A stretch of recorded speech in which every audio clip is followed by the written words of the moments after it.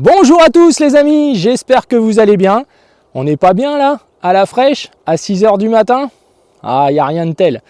Vous êtes bien sur la chaîne Sam, agriculteur indépendant, et Sam c'est moi. Alors dans cette vidéo, j'aimerais vous parler de deux sujets très importants. Le premier, ce sont les amendements basiques, très important. Et le deuxième, c'est vous parler un petit peu des analyses de terre, puisque vous êtes certainement dans des périodes de réflexion sur vos achats d'engrais, mais aussi sur vos achats d'amendements et pourquoi pas amendements organiques comme amendements basiques. Alors on va faire un petit point sur tout ça si vous êtes OK. On est parti.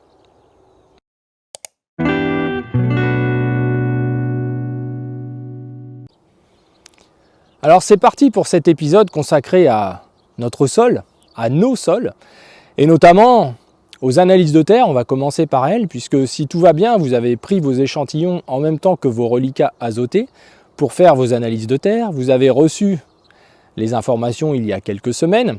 On en reçoit, nous, entre 6 et 700 par an, ce qui nous donne une certaine vision de ce qui se passe dans les sols des régions que nous suivons, en termes chimiques, mais si on y met les bons critères, aussi un petit peu, en tout cas, en termes biologiques. Alors on rappelle qu'une analyse de terre n'est pas une analyse de sol, ça n'a rien à voir. C'est une prise d'échantillon assez superficielle, c'est une photographie à l'instant T, donc en aucun cas il faut en tirer des conclusions en se flagellant ou en se glorifiant dans l'autre sens, puisqu'en fait les analyses sont finalement assez superficielles en termes d'informations, mais si on y met les bons critères, on en retire quand même pas mal d'enseignements.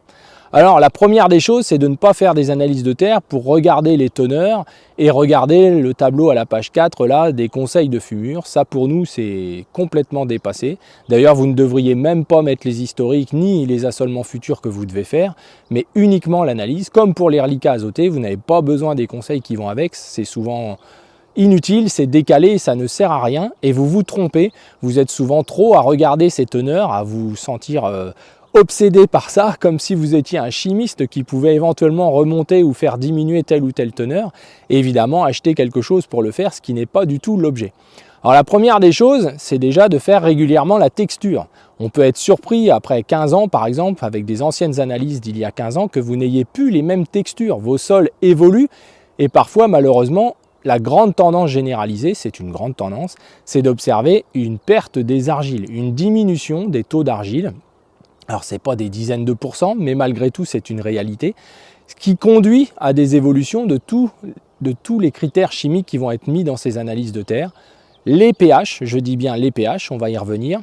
La CEC, la capacité d'échange cationique. Alors je vous mettrai les liens sur toutes ces vidéos pédagogiques que nous avons fait sur ces sujets, on y reviendra dans l'hiver, mais sachez que c'est vraiment des éléments capitaux que vous devez comprendre pour pouvoir ensuite réfléchir à faire telle ou telle action en achetant éventuellement tel ou tel engrais ou tel amendement. Et c'est un peu l'objet de cette vidéo. Alors la première des choses, justement, on va y venir, ce sont les critères de pH, les pH, puisque pour nous, on estime qu'il vous faut au moins 2 mesures de pH. Pourquoi? Puisque celle qui est la plus couramment utilisée, le pH eau, potentiel hydrogène eau, est très fluctuant. C'est une mesure que certains spécialistes d'ailleurs contestent en disant qu'elle n'est pas fiable, et on va dire que c'est pas qu'elle n'est pas fiable, mais en tout cas elle est trop variable pour pouvoir en tirer un critère d'information. Et pour en revenir à nos amendements basiques, vous avez souvent trop tendance à décider d'apporter ou non des amendements basiques par rapport au pH. C'est une erreur. Le pH est une information, mais elle doit être corrélée par d'autres informations. Et notamment, la deuxième des mesures, c'est le pH KCl. Pour nous, c'est indispensable d'avoir les deux dans vos analyses, puisque ce qui va nous intéresser, au-delà du chiffre de ces deux pH, c'est l'écart entre ces deux pH. Pour nous, cet écart, plus il est resserré, plus votre sol est solide, plus il y a potentiellement l'espérance que ce sol-là, biologiquement, est en bon état, mais surtout, il va pouvoir s'améliorer. C'est-à-dire que si c'est ce que vous recherchez, améliorer vos sols, etc., modifier vos pratiques pour essayer de le consolider. Si vous avez un écart supérieur à 0,5, voire supérieur à 1 point entre les deux mesures de pH, vous pouvez vous dire que votre sol est fragile, qu'il a donc un pouvoir tampon, puisque c'est ça dont il s'agit, une capacité à encaisser les variations de pH qui est trop faible. Et pourquoi il est trop faible? À quoi et comment un sol peut encaisser les variations de pH? Eh bien par une excellente aération, par un bon niveau de matière organique, par une CEC solide, et donc par un sol finalement dynamique. Alors vous voyez, c'est un petit peu un cercle vicieux dans un sens comme dans l'autre, mais en tout cas l'observation de ces 2 pH est beaucoup plus précise au-delà des chiffres. Hein. C'est pas voilà, si vous avez 5 et 4, évidemment c'est inquiétant, mais si vous avez entre 6, 7, 8, voilà, ces 3 chiffres-là sont intéressants dans les niveaux de pH. Après, on peut essayer de les améliorer. Il y a aussi des sols qui naturellement ont des tendances à être plus proches de 6, voire de 5,5 que d'autres sols qui sont immédiatement à 7,5 voire plus. Voilà, donc ça c'est important de le comprendre en sachant qu'une bonne activité biologique, un sol dynamique, produit, puisque c'est dans ce sens-là qu'il faut voir les choses, un pH ou des pH entre 6,2 et 7,2. Voilà, la variable de 1 point, elle existe en sachant que 1 point d'écart entre 2 pH, c'est 10 fois plus ou 10 fois moins d'acidité. Il faut en être conscient. Dans un sens comme dans l'autre, c'est-à-dire que si vous remontez vos pH par des apports d'amendements basiques, puisqu'on va voir qu'il y a quand même un lien, hein, même s'il ne faut pas tout décider avec le pH, il est très important de ne pas mettre des quantités extrêmes de produits en quantité tonnage, hein, pondéreux, mais aussi en qualité. Si ce sont des produits par exemple très très solubles, ils peuvent avoir une action trop violente sur le sol et augmenter donc ce pH-là de manière trop rapide dans un délai trop court, qui va avoir des conséquences très très fortes sur vos sols. Et rappelez-vous, hein, vous avez tous été en école d'agriculture en partie en tout cas, on sait qu'il ne faut pas remonter plus d'une unité de pH par hectare et par an, mais je dirais même pour 5 ans. Hein, c'est pas par an qu'il faut monter d'une unité, c'est quelque chose qui doit se faire lentement pour préserver au maximum la vie du sol. Ça, c'est très important. Hein. Donc ça, la première des mesures dans l'analyse de terre, ça va être vraiment la comparaison de ces 2 pH. Et comme je vous le disais, inférieur à 0,5 d'écart pour nous, c'est un sol solide, dynamique, qui a vraiment du potentiel pour que ça marche régulièrement bien pour toute la suite de l'analyse de terre. Entre 0,5 et 1, il faut être vigilant. Là, il y a quand même un sol plutôt fragile. Alors ça peut être une gestion d'amendement basique, c'est regarder comment ce sol-là évolue en termes de matière organique et de digestion. Donc on va voir les critères derrière qui sont importants pour ça. Et voilà, donc supérieur à 1, par contre, là, il y a des actions immédiates à engager. C'est quelque chose qui est important de se dire, voilà, ce sol-là est trop fragile. Alors il y a des textures de sol qui conduisent à ça, des sols très limoneux, très sableux, très fragiles, avec des taux d'argile faibles en fait, hein, il y a souvent un lien avec l'argile, conduisent à ça. Et puis il y a l'exception des sols dits crayeux, hein, qui ont vraiment une majorité de calcium avec des taux d'argile de 20-25%, mais une argile pas comme on la conçoit souvent pratiquement, mais qui sont pourtant présents dans les sols de craie. Eh bien ces sols-là ont souvent des écarts entre les 2 pH relativement serrés, mais là ils ont 98% de présence de carbonate de calcium dans leur sol, donc c'est un peu différent. Donc ça, c'est le critère important. Le deuxième critère à regarder, c'est le taux de matière organique, qui, je vous le rappelle, est un taux de carbone, nous donne une information. Si vous avez un taux de matière organique entre 1 et 2%, de toute façon, ne vous faites pas d'illusions, vous êtes limite de fonctionnement. Il faut absolument qu'on puisse monter au-delà. Et en même temps, selon les types de terre, l'information ne peut pas être jugée de la même manière. C'est-à-dire que dans un sol extrêmement calcaire, on peut avoir des taux de matière organique de 4 ou 5, mais ça ne veut pas dire que c'est bien. Ça veut dire que ce sol-là, il a un souci de digestion, il a un souci de blocage de la matière organique, lié, c'est vrai, à la quantité de calcium présent dans ce sol-là, mais lié aussi à une activité biologique parfois qui n'est pas à la hauteur. Alors comment on peut avoir une information si ce sol-là digère bien ou pas? C'est en regardant le fameux rapport carbone sur azote. Hein, donc on y reviendra, on en a parlé dans la matière organique, vous irez voir, je vous mettrai les liens. Mais il est clair que parfois dans certains sols, on a des C sur N qui sont supérieurs à 12, 13, 14. Donc ça c'est inquiétant, ça veut dire qu'en gros ce sol-là stocke le carbone mais n'a pas assez d'azote pour faire baisser ce niveau de carbone. C'est ça que ça veut dire. Donc pour digérer finalement la matière organique, pourquoi? Puisque le rôle d'un sol, au fond, c'est de digérer les matières organiques. Quand vous amenez des matières organiques très riches en carbone, c'est d'utiliser l'azote présent dans le sol par la vie du sol qui va travailler grâce à cet azote à vous baisser ce niveau de carbone. Et si à l'inverse, vous apportez des produits très riches en azote, assez fermentacibles, des lisiers, des digestats, etc., eh bien le rôle du sol, ça va être de remonter par sa réserve en carbone qu'il a à l'intérieur, de remonter ce niveau de C sur N. Par exemple, vous épandez des lisiers à 6 de C sur N, le rôle du sol, c'est de vous ramener ces C sur N là aux alentours de 10, 10,5. C'est ça le rôle du sol. Donc quand vous êtes au-dessus, c'est que votre sol ne digère pas assez bien, qu'il manque d'énergie.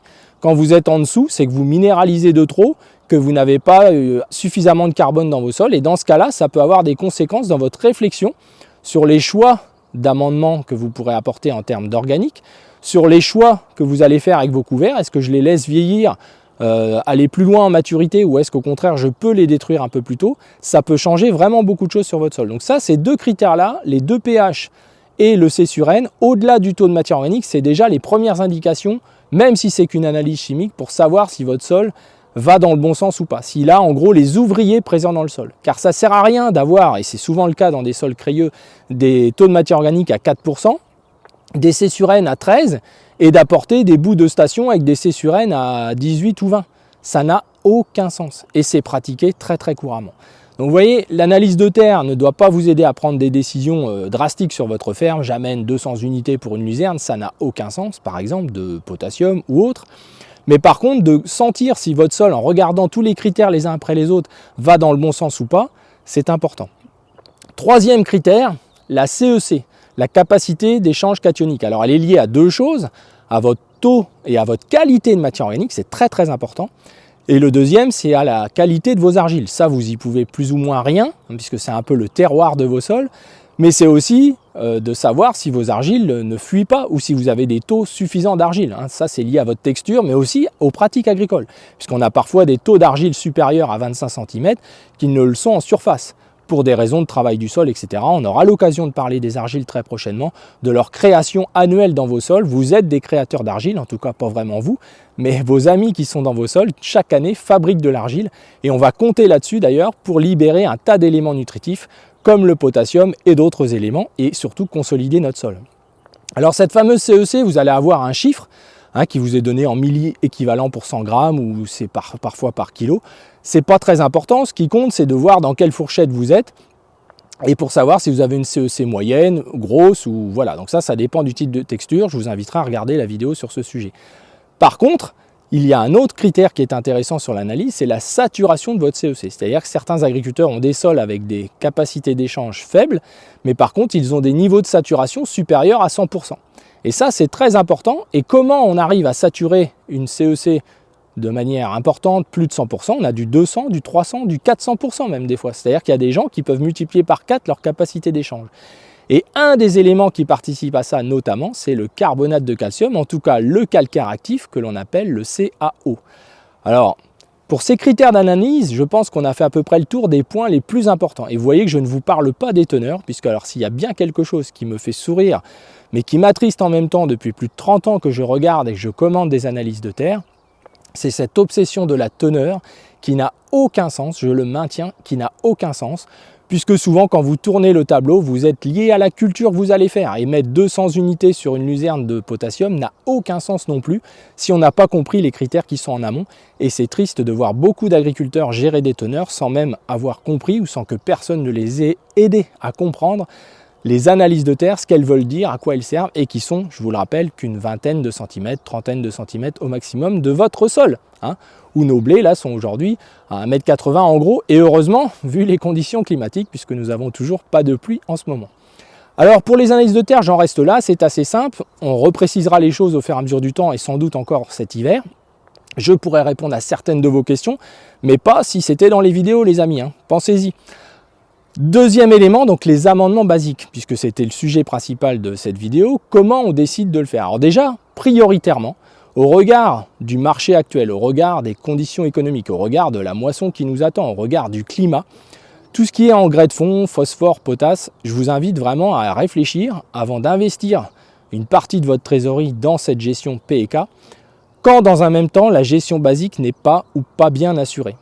Et ça, je vous le répète, parce qu'il ne suffit pas d'être dans un sol calcaire pour finalement avoir du calcaire actif. Alors je reprécise, le carbonate de calcium, celui qu'on peut trouver dans une carrière, la craie, c'est du CaCO3. C'est pas pour vous embêter ni faire le scientifique, mais c'est du calcium plus du CO2 quelque part. Donc c'est important de se le dire, puisqu'en fait la partie active du calcium, c'est ce qu'on appelle l'HO vulgairement, mais c'est le CaO, donc c'est-à-dire c'est du calcium plus de l'oxygène, et le CO2 est ainsi parti. Donc c'est important de comprendre ça, puisqu'en réalité dans vos analyses de terre, vous avez les deux qui vous sont indiqués, la partie de CaCO3 et la partie de calcaire actif. Donc si vous allez dans ces critères-là, vous avez en milligrammes par kilo souvent la partie de CaO, ça c'est ce qu'on appelle le calcaire actif. Par expérience et avec les années d'observation, je vous donne un chiffre pour une fois, je vous dirais qu'en dessous de 3000 mg par kilo de CaO, je pense qu'il faut que vous soyez très vigilant. On voit toujours des sols qui fonctionnent extrêmement bien, ou de mieux en mieux en tout cas, au-delà de ces teneurs-là, c'est-à-dire que c'est quelque chose à surveiller. Et avant, vous aurez vu vos critères de pouvoir tampon, vous aurez vu vos critères de CEC, vous aurez vu vos critères de saturation de la CEC, vous aurez vu l'évolution de votre matière organique, bref, vous aurez regardé l'ensemble de ces critères-là. Alors, c'est presque primordial. Il n'est pas question d'apporter des engrais de fond ou même des engrais tout court si vous n'avez pas bien géré les bases. Et pour être franc, presque les yeux fermés, je peux dire quasiment à 90% d'entre vous que vous devez prioriser la gestion des bases, apporter des amendements basiques. Alors comment on apporte des amendements basiques? Les plus simples sont souvent les meilleurs. Les moyennement rapides sont souvent aussi les meilleurs. Donc des produits trop lents qui ne seraient pas broyés, qui seraient bruts comme ça en morceaux, ça n'est pas intéressant. Essayez d'acheter des produits qui proviennent de carrières pas trop éloignées de chez vous, avec deux choses. La solubilité carbonique, c'est le critère qu'il faut regarder. 70-80%, c'est l'idéal, c'est-à-dire il faut un produit qui soit soluble. Il ne suffit pas d'avoir de la craie chez vous, à côté de chez vous, et pouvoir l'extraire et vous dire ça va fonctionner.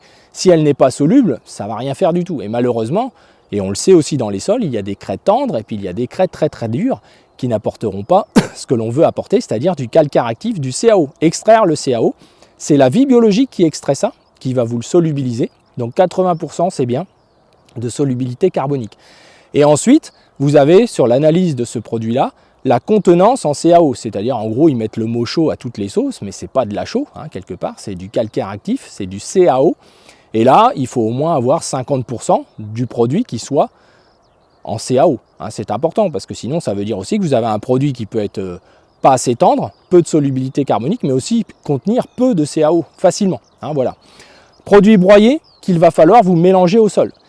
Semi-direct ou pas, il est hors de question d'apporter du carbonate de calcium soluble, avec du CaO dedans donc, qui va se libérer au fur et à mesure des années, sans le mélanger intimement au sol.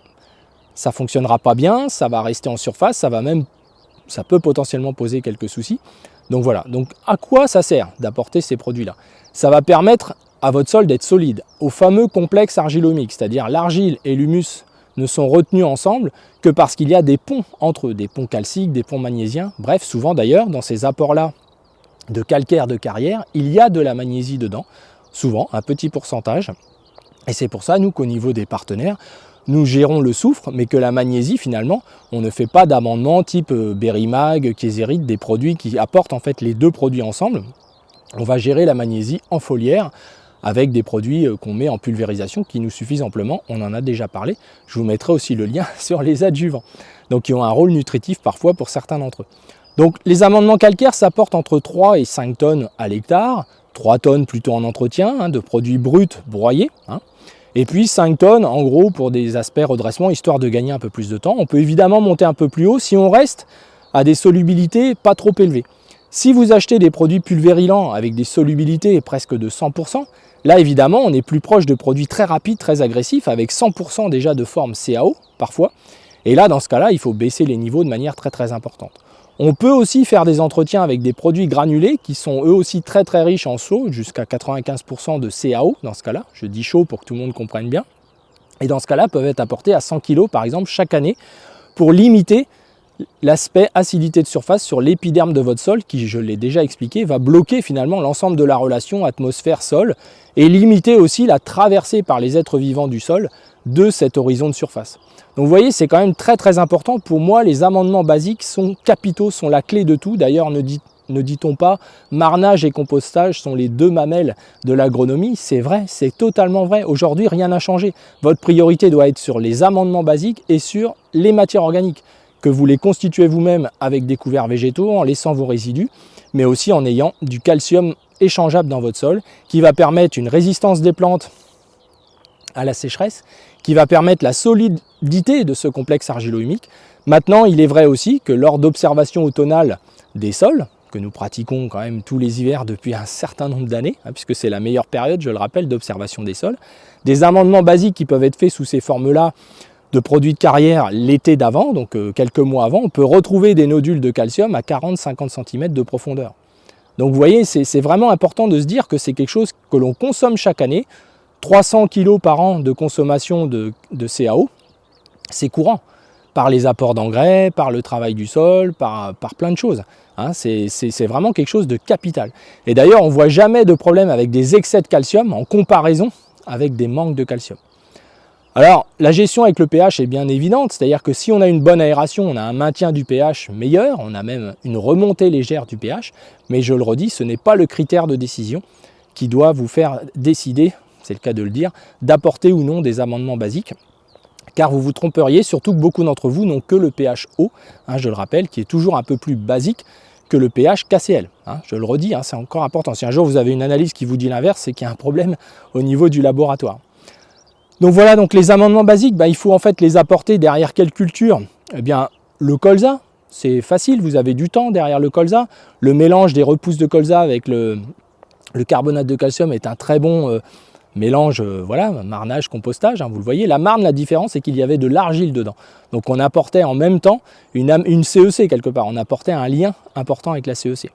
D'ailleurs, pour revenir à cette CEC, normalement, elle est moitié liée à la matière organique et l'autre moitié liée à l'argile. Mais il se trouve que quand on regarde avec des analyses plus poussées, j'en ai parlé avec le laboratoire du LAMS par exemple, on peut savoir dans la CEC quelle est la part liée à l'argile de la part qui est liée à la matière organique. Et on observe très souvent qu'une grosse partie de la CEC est liée à vos argiles, que vous n'avez plus assez de matière organique ou une matière organique assez qualitative. Mais quand on observe des pertes d'argile dans vos sols, vous vous rendez compte qu'en même temps vous perdez de la CEC, vous perdez du réservoir chimique de vos sols. Alors à quoi bon le gaver? Hein, je dis bien le gaver en apportant par exemple là pour le printemps 200 unités de potasse pour vos betteraves à venir ou de phosphore ou autre, ça n'a aucun sens les amis, il faut vraiment changer ça, je vous assure. Et vous allez vous apercevoir qu'on peut être bien plus économe, bien plus respectueux de l'environnement, bien plus en faveur et en logique et en cohérence avec ce que vous souhaitez faire pour améliorer vos sols que ces systèmes-là basés sur les cultures, les exportations, les blablabla. Maintenant, on a assez de recul pour dire on peut crever l'abcès et ceux qui disent c'est pas possible, etc. Écoutez, voilà, nous ça fait 30 ans qu'on le fait dans toutes les régions et voilà, et certains partenaires pourront témoigner s'ils le souhaitent. Mais il faut un petit peu évoluer sur tout ça et se concentrer davantage sur les gestions de fonds puisque l'argent n'est plus mis là-dedans, il est trop mis dans la nutrition, sur des aspects rendement, etc.